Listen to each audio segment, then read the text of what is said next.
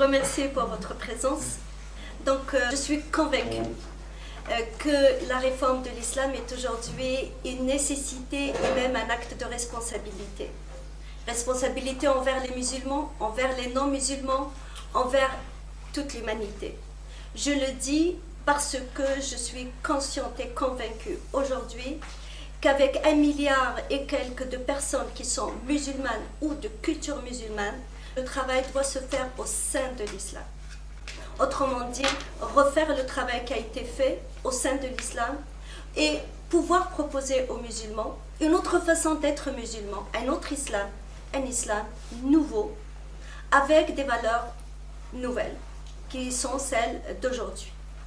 Donc c'est le travail que je mène, car moi j'ai vécu en Algérie, pour parler un petit peu de moi-même. J'étais professeur de philosophie, j'ai vu l'islamisme arriver progressivement, et vers les années 2005, l'Algérie a vaincu l'islam politique ou, disons, violent, l'islam armé. Mais la société était, au contraire, elle sombrait de plus en plus dans le conservatisme, dans l'obscurantisme. À ce moment-là, j'ai dit que la lutte politique et les actions armées ne pourront jamais toutes seules, je ne les exclus pas, mais toutes seules, elles ne pourront jamais régler le problème de l'islamisme et du conservatisme. Il faut que les musulmans travaillent au sein de l'islam. Il faut que le travail se fasse au sein de l'islam. Donc le sujet que j'ai choisi aujourd'hui s'inscrit dans cet objectif de réforme de l'islam. Mais quand je parle de réforme de l'islam, je précise toujours de quelle réforme il s'agit. Je parle d'une réforme qui est orientée vers l'avenir. Malheureusement, je n'ai pas un autre terme à utiliser, à part réforme. Mais j'ajoute ce qualificatif orienté vers l'avenir. C'est une réforme qui est orientée vers l'avenir.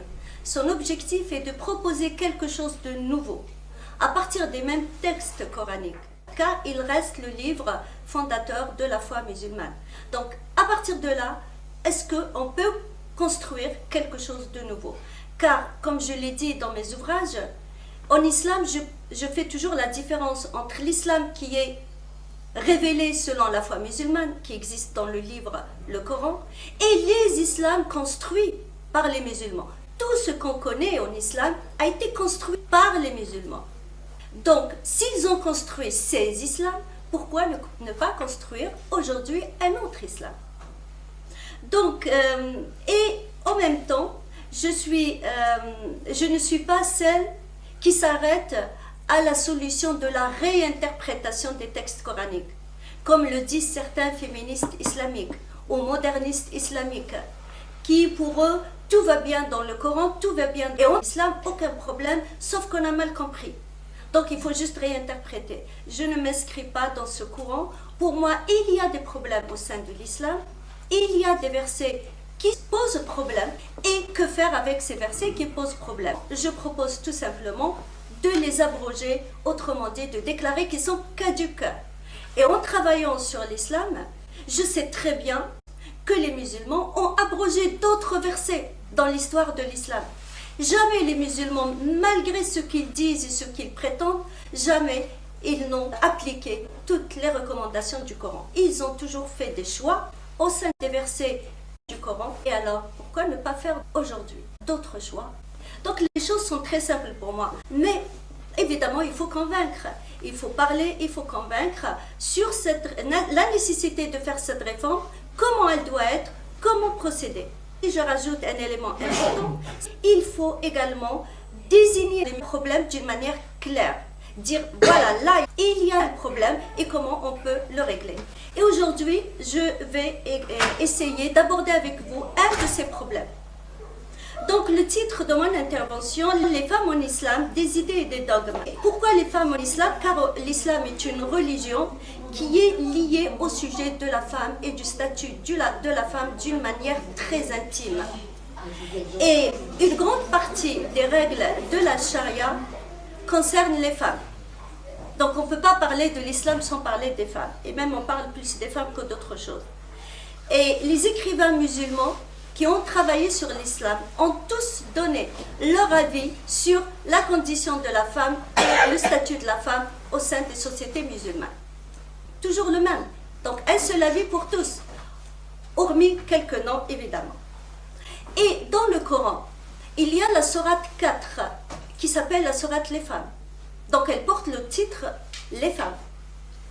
Je précise car les conservateurs nous disent que c'est un honneur pour les femmes qu'il y ait dans le Coran une sourate qui porte le nom Les femmes.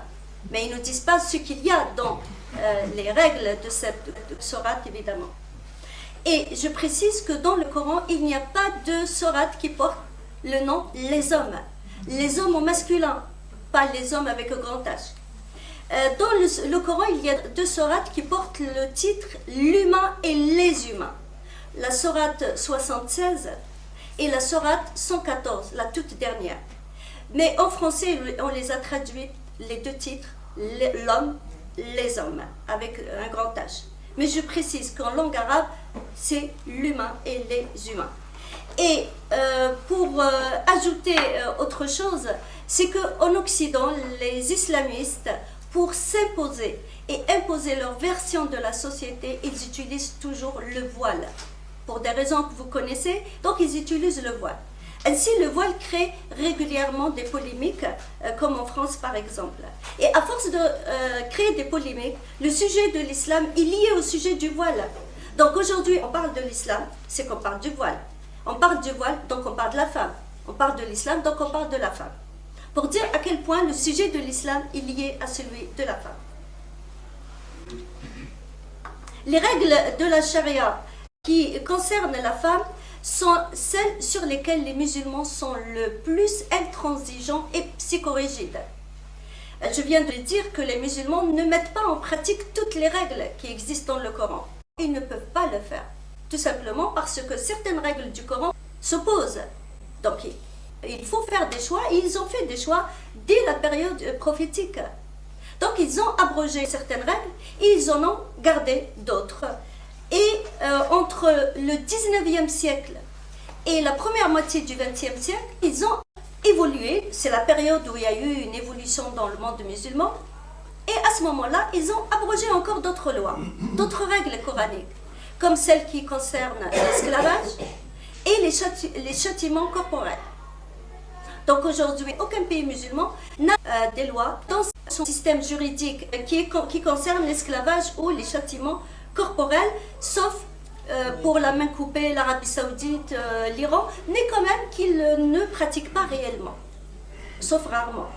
Par contre, pour le Maghreb, même si ces pays, après l'indépendance, ils ont adopté un système juridique inspiré du droit européen, donc laïque, sauf quelques règles que le juriste a repris, mais sans déclarer explicitement que cela faisait partie de la charia, sauf quand il s'agit de la famille, notamment le Maroc et l'Algérie. Les lois qui concernent la famille, donc la femme, ont été dès le départ exclusivement des lois de la charia. Il y a eu quelques améliorations en 2004 au Maroc, 2005 l'Algérie, mais sans pour autant que les lois qui concernent la famille soient totalement émancipées de la religion. Au contraire, les règles qui concernent par exemple la polygamie, les inégalités successorales, l'autorité qui revient au mari, toutes ces règles elles existent encore dans le système juridique de ces pays qui sont des lois discriminatoires à l'égard de la femme. Comment expliquer cela? Je l'explique par évidemment la domination masculine, vous l'avez compris, et les hommes qui ne veulent pas perdre leur pouvoir sur les femmes, mais il y a aussi ce que j'appelle des idées et des dogmes. De quoi il s'agit exactement? La situation de la femme, la condition de la femme dans les sociétés musulmanes. Il y a la charia, certes, mais il y a aussi toute une culture, des idées qu'on a mis en place, et ces idées, à travers le temps, sont devenues des dogmes. Des dogmes dans le sens d'une idée qu'on ne remet jamais en question, on la prend comme une vérité absolue. Toute opinion qu'on prend comme une vérité absolue, sans qu'elle ait de preuves qu'elle est réellement vraie, on l'appelle un dogme. Donc il y a plusieurs dogmes que j'entends régulièrement, encore aujourd'hui.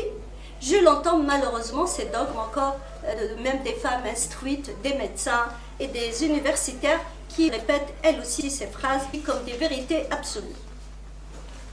Je voudrais juste dire qu'en arabe, l'équivalent du terme dogme, c'est aqida, akida, A-K-I-D-A, qui vient du verbe akada, akada.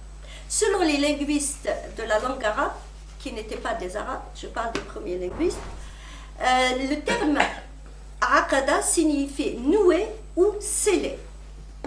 Il nous explique qu'il y a un dogme quand l'idée pénètre dans le cœur du musulman et celui-ci scelle son cœur ou le noue afin qu'elle n'en ressorte plus jamais. J'ai adoré cette image, c'est pour cela que je voulais vous en parler. Maintenant, ces idées et ces dogmes constituent une forme d'obstacle psychologique, sociologique, mais aussi épistémologique, qui font que les hommes n'acceptent pas de revoir ces inégalités, ces discriminations à l'égard des femmes, mais les femmes aussi. Donc les femmes, beaucoup de femmes, elles aussi refusent de critiquer leurs conditions au sein de la société musulmane et refusent de considérer que ces règles sont discriminatoires à leur égard, ou tout simplement elles savent que c'est discriminatoire, mais elles pensent que c'est ainsi et qu'il faut les accepter. Parmi ces idées, la première est celle qui dit l'islam a accordé à la femme tous ses droits. L'islam a accordé à la femme tous ses droits. C'est une idée qu'on répète aux enfants à l'école, à la maison, dès leur jeune âge. Même moi, j'ai appris cette idée à l'école, mais qu'on n'a pas le droit de remettre en question. On apprend ça comme une vérité absolue. C'est une idée qui n'existe pas dans le Coran. L'islam a accordé à la femme tous ses droits, on ne la trouve pas dans le Coran. Donc ce n'est pas une idée qui existe dans le Coran, c'est une idée qui a été mise en place par le discours religieux. Cette idée ne veut pas dire que les femmes ont les mêmes droits que les hommes, mais tout simplement que les femmes ont tous les droits qu'elles méritent d'avoir. Oui, il faut faire attention à cela. Donc, elles méritent d'avoir, de sorte qu'une femme musulmane n'a pas le droit de demander plus que ce que la charia lui accorde comme droit. Essayer de le faire, c'est sortir de l'islam. Essayer de le faire, c'est critiquer l'islam et ce n'est pas acceptable en islam. La deuxième idée, qui est très importante et qui complète la première, l'islam a honoré les femmes. Il y a à peine 2 ou 3 jours, quelqu'un me l'a dit. Donc, dès qu'on essaie de parler de la condition de la femme et de son statut au sein de l'islam et de la charia, des sociétés musulmanes, on nous dit « mais l'islam a honoré la femme ». C'est une autre idée qui n'existe pas dans le Coran. Le seul verset qui parle d'honorer une personne, c'est le verset qui honore les êtres humains. C'est Dieu qui parle dans ce verset, il dit « j'ai honoré les êtres humains ». Donc les hommes et les femmes. Mais il n'y a aucun verset qui dit « j'ai honoré la femme ». Donc les musulmans nous disent l'islam a honoré les femmes pour dire qu'avant l'islam, les femmes n'avaient aucun droit et c'est grâce à l'islam qu'elles ont eu des droits, pas comme l'homme, mais c'est un honneur pour la femme. Et concernant par exemple le voile, il dit que le voile a comme objectif de protéger le corps de la femme du regard de l'homme. Les protéger du regard de l'homme, c'est un honneur pour les femmes de les protéger du regard de l'homme. Ça reste toujours dans cette idée, l'islam a honoré les femmes. C'est pour cela, si les femmes elles-mêmes se protègent du regard de l'homme, parce qu'elles pensent que de cette manière-là, elles sont honorées. Et j'ajoute une autre idée, celle qui dit, avant l'islam, les femmes arabes, je parle de les femmes avant l'islam en Arabie, ne jouissaient d'aucun statut social ni d'aucun droit. Donc les femmes, à ce moment-là, n'avaient aucun droit et c'est l'islam qui leur a donc accordé des droits. Parmi les droits que l'islam leur a accordés selon le discours religieux, c'est le droit de vivre. Parce que le discours religieux répète constamment que les femmes avant l'islam n'avaient même pas le droit de vivre, étant donné qu'on les enterrait vivantes dès la naissance. Et ce qui est étonnant, c'est que les femmes répètent elles aussi ces idées comme des vérités absolues. Je l'ai entendu de la bouche de certains universitaires en France. Oui, exactement. Et personnellement, quand je pense à cette phrase, elle contredit totalement ce que nous raconte ce même discours religieux sur la première femme du prophète Khadija. Le prophète a épousé donc la première épouse qui s'appelle Khadija, qui était une grande commerçante avant l'islam. Et donc ils se sont mariés en 595. Elle était une grande commerçante, elle était très riche, elle embauchait des hommes qui travaillaient pour elle, donc elle était la patronne. Elle était la patronne, donc elle avait l'autorité sur les hommes. Le prophète lui-même a travaillé pour elle. Et c'est elle qui a demandé le prophète en mariage. Elle avait entre 35 et 40 ans, il avait 25 ans. Et elle était déjà une mère de plusieurs enfants, déjà mariée 2 fois. C'est quand même étonnant cette femme. Elle avait un statut social très important. Il n'y a pas que cela. Quand je lis la biographie de Khadija, je réalise que le jour du mariage, il y avait son oncle qui était présent, le oncle de Khadija et le oncle du prophète Abu Talib. Aucun des 2 oncles n'a exprimé un étonnement par rapport à cette situation. Donc moi je me dis, cette situation apparemment était quelque chose d'habituel. Et ce qu'on nous dit le discours religieux, c'est que les femmes avant l'islam n'avaient aucun droit à l'héritage. Et l'islam leur a donné la moitié de ce qui revient à l'homme. C'est déjà magnifique, parce qu'avant elles n'avaient aucun droit à un héritage. Pourtant Khadija, ils nous disent qu'elle a hérité tous ses biens de ses premiers maris. Est-ce possible? Comment peut-on avoir autant de contradictions? Et il faut savoir aussi que le prophète n'a pas pris d'autres femmes jusqu'au décès de Khadija en 619. Donc il est devenu polygame après. Et ce qui est intéressant à constater aussi, et comment on peut contredire le discours religieux qui nous dit que les filles avant l'islam, on les tuait systématiquement dès la naissance. Comment est-ce possible qu'une société puisse tuer ses filles? Une société qui tue ses filles se suicide, tout simplement. Peut-être il y a eu certains qui l'ont fait, je peux comprendre, parce que le Coran parle des filles qu'on tue à la naissance et qu'on enterre vivantes. Mais il parle aussi des garçons qu'on tue parce que les parents ont peur de la pauvreté. Mais on ne parle jamais des garçons qu'on tue, on parle toujours des filles qu'on tue. Dans toutes les sociétés du monde, ce genre de choses peuvent arriver, mais on ne peut pas considérer que c'était une habitude que les filles étaient tuées donc dès la naissance systématiquement. Et encore, le discours religieux nous dit qu'on tuait les filles, mais les hommes prenaient plusieurs femmes. C'est quand même illogique. Comment peut-on tuer les filles à la naissance et les hommes prennent beaucoup de femmes? Donc, pour eux, avant l'islam, la polygamie n'était pas limitée, et c'est grâce à l'islam donc qu'on l'a limitée à 4 femmes. Donc, toutes ces idées constituent, comme je l'ai dit, un blocage, des obstacles épistémologiques. J'ajoute juste une dernière, peut-être que j'ai le temps de l'ajouter, celle qui dit que l'égalité entre les hommes et les femmes, c'est auprès de Dieu. Donc c'est quelqu'un qui me l'a dit il y a quelque temps, même si je l'ai déjà entendu évidemment dans ma vie.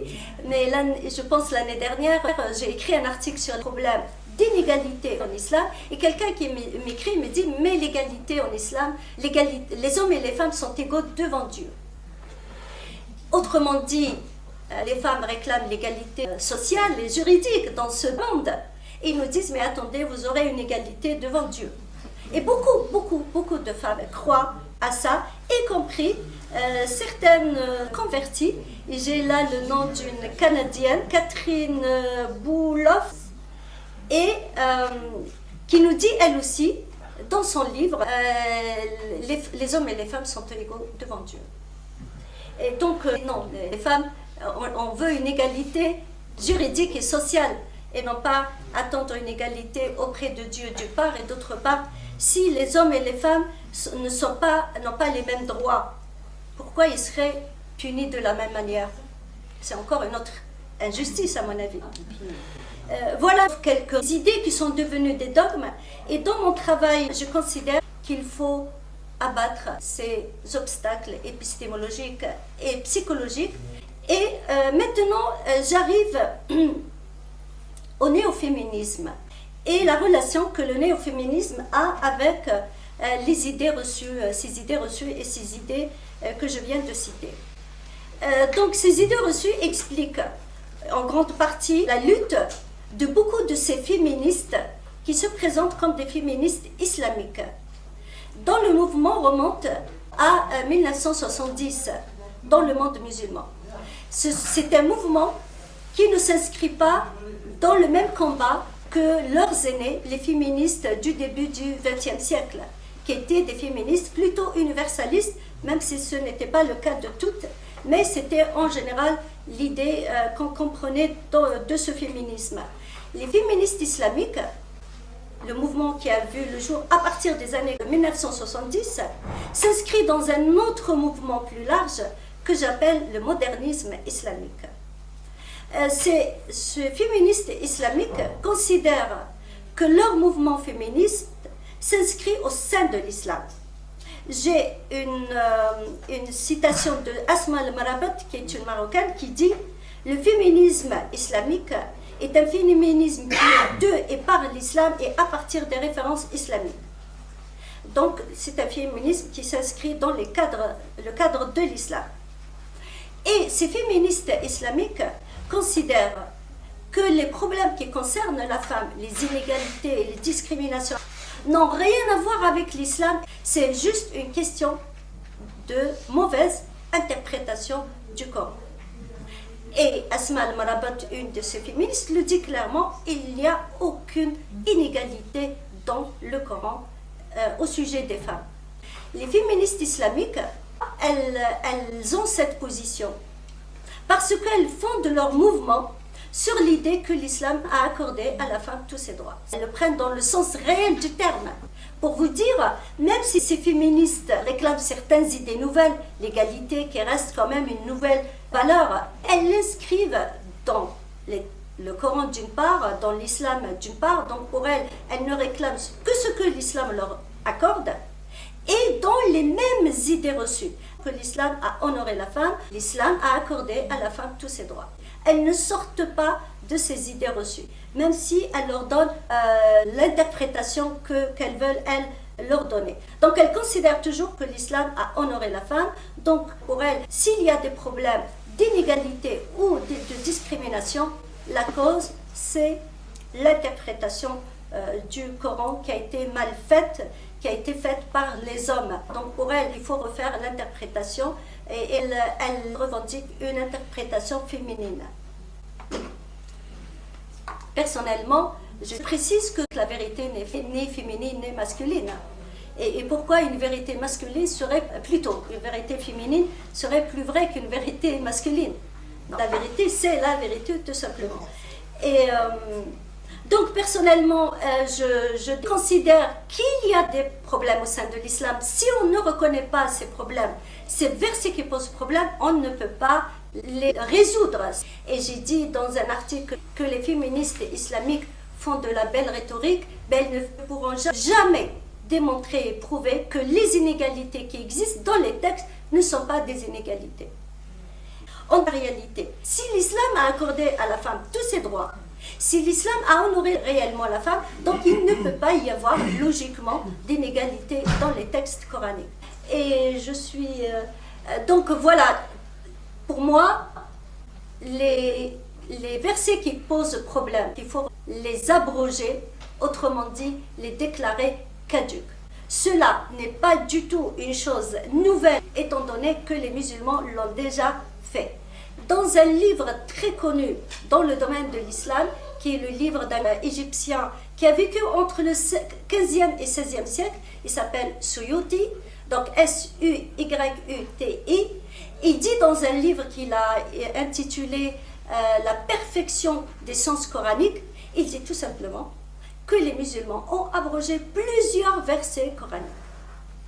Et il explique, il dit abroger mais réciter. Que signifie abroger mais réciter? Abroger, c'est ne plus considérer comme leur recommandation comme valable, mais qui existe toujours dans le Coran. Donc quand on lit le Coran, on les trouve dans le Coran. C'est cela que veut dire abroger mais réciter. Donc abroger des versets coraniques, c'est tout à fait, c'est déjà fait en islam.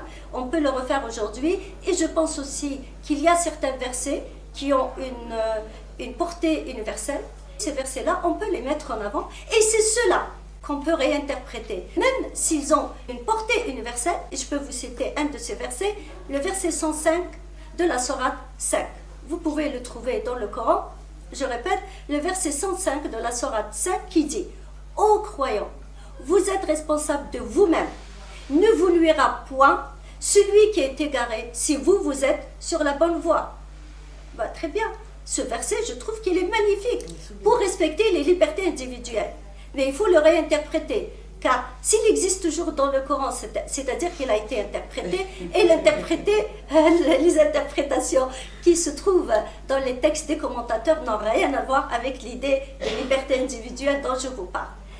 D'une part, et d'autre part, As-Suyuti nous dit dans son livre que ce verset a été abrogé. Par quoi? Par les versets qui disent que les musulmans dénoncent le blâmable et ordonnent le convenable.